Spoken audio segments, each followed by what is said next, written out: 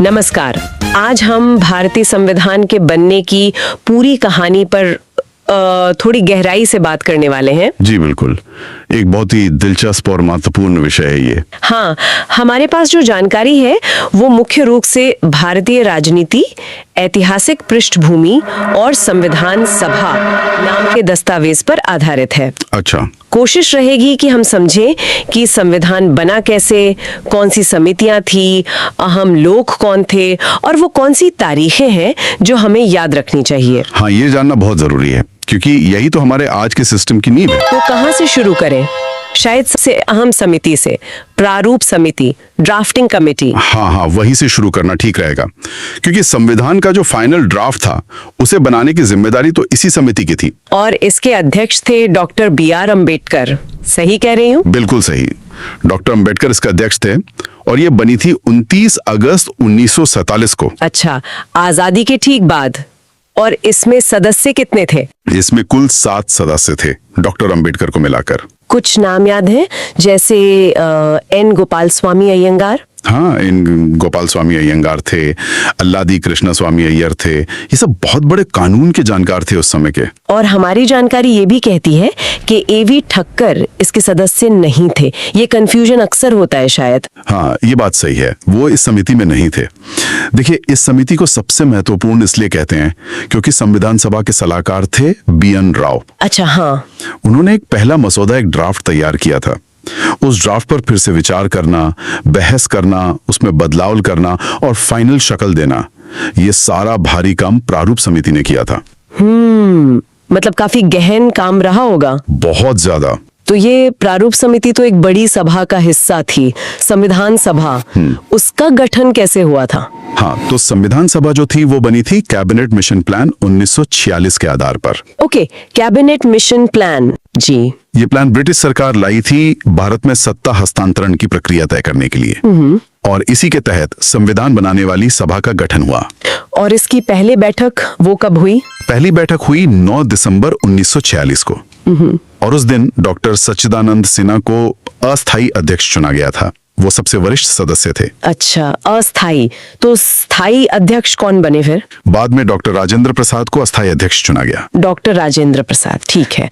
अब इस पूरी कहानी में बहुत सारे बड़े नाम आते हैं, जैसे सरदार वल्लभ भाई पटेल। हाँ, सरदार पटेल पहले गृह मंत्री, और उनका जो योगदान है रियासतों के एकीकरण में वो तो अतुलनीय है। 562 रियासतें, उनको भारत में मिलाना। जी हाँ, सोचिए कितना बड़ा चैलेंज था वो। आज जो हम भारत का नक्शा देखते हैं उसमें पटेल का बहुत बड़ा हाथ है। बिल्कुल। और पहले वित्त मंत्री कौन थे? R.K. षणमुखम चेट्टी। हाँ, R.K. षणमुखम चेट्टी।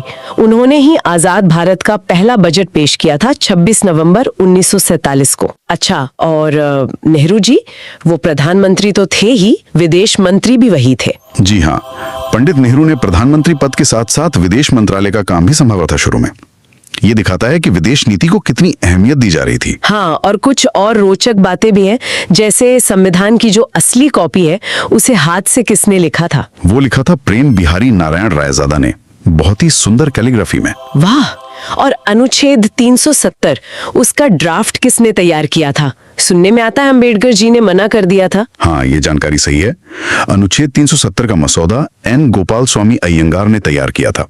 ऐसी रिपोर्ट्स हैं कि डॉक्टर अम्बेडकर इसके पक्ष में नहीं थे, इसलिए उन्होंने इसे ड्राफ्ट करने से इनकार कर दिया था। ये छोटी छोटी बातें भी काफी कुछ बताती हैं उस दौर के बारे में। बिल्कुल, ये दिखाती हैं कि अगर आपको ये वीडियो पसंद आ रहा है तो प्लीज लाइक जरूर करिए, कमेंट करके अपनी राय बताइए और सबसे इंपॉर्टेंट, चैनल को सब्सक्राइब करना मत भूलिए। मैं आपके लिए और भी इंटरेस्टिंग वीडियोस लाता रहूंगा। कितनी तरह की राय और विचार विमर्श शामिल थे। थोड़ा और पीछे चलें, रेगुलेटिंग एक्ट 1773 का भी जिक्र है हमारी सामग्री में। हाँ, रेगुलेटिंग एक्ट, ये ब्रिटिश संसद का पहला ऐसा कदम था जिससे उन्होंने ईस्ट इंडिया कंपनी के कामों पर थोड़ा नियंत्रण करने की कोशिश की। इसी से बंगाल का गवर्नर जनरल बना, है ना? जी हाँ, और कलकत्ता में एक सुप्रीम कोर्ट की स्थापना भी हुई इसी एक्ट के तहत 1774 में। ये एक तरह से भारत में केंद्रीय प्रशासन की शुरुआत थी, भले ही वो अंग्रेजों के हाथ में थी। अच्छा, और फिर संविधान सभा में वो उद्देश्य प्रस्ताव आया। हाँ, ऑब्जेक्टिव रेजोल्यूशन जवाहरलाल नेहरू ने पेश किया था इसे 13 दिसंबर 1946 को। और इसे अपनाया गया 22 जनवरी 1947 को। बिल्कुल। और यही उद्देश्य प्रस्ताव, जिसमें भारत के भविष्य का एक खाका था, एक दर्शन था, वही आगे चलकर हमारे संविधान की प्रस्तावना यानी प्रियम्बल का आधार बना। इसे संविधान की आत्मा भी कहा जाता है कई बार। तो ये सारी प्रक्रिया चली, इसमें कुल समय कितना लगा? इसमें लगे 2 साल 11 महीने और 18 दिन, लगभग 3 साल। हाँ, काफी लंबा समय और बहुत मेहनत लगी। और ये बनकर तैयार हुआ, मतलब अपनाया गया 26 नवंबर 1949 को। जी, 26 नवंबर 1949। इसीलिए इस दिन को हम संविधान दिवस के रूप में मनाते हैं। लेकिन लागू तो 26 जनवरी 1950 को हुआ। हाँ, लागू 26 जनवरी 1950 को हुआ और इसी दिन भारत एक गणतंत्र बना, यानी हमारे देश का मुखिया राष्ट्रपति वो चुनावा होता है, वंशानुगत नहीं। ठीक है। और जब ये बना तब इसमें कितने अनुच्छेद और अनुसूचियां थीं? मूल संविधान में 395 अनुच्छेद थे, 8 अनुसूचियां थीं और ये 22 भागों में बटा हुआ था। और वो मौलिक कर्तव्य, वो तो बाद में जोड़े गए थे ना? हाँ, मौलिक कर्तव्य मूल संविधान का हिस्सा नहीं थे।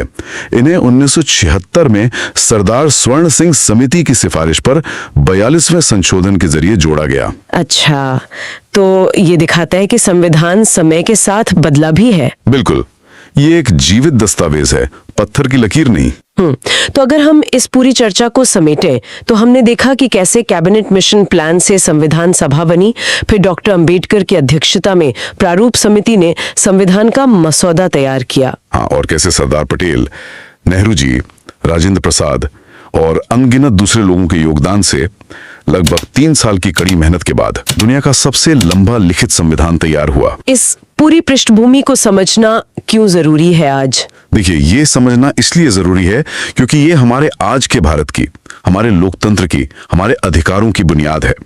ये हमें याद दिलाता है कि ये सब हमें कैसे मिला, किन संघर्षों और किन आदर्शों से मिला। बिल्कुल। और जाते जाते एक सवाल श्रोताओं के लिए छोड़ जाते हैं। हाँ, संविधान तैयार हो गया था, अपना लिया गया था 26 नवंबर 1949 को, फिर उसे लागू करने के लिए 26 जनवरी 1950 का इंतजार क्यों किया गया? ये 2 महीने का गैप क्यों? ये एक बहुत अच्छा सवाल है।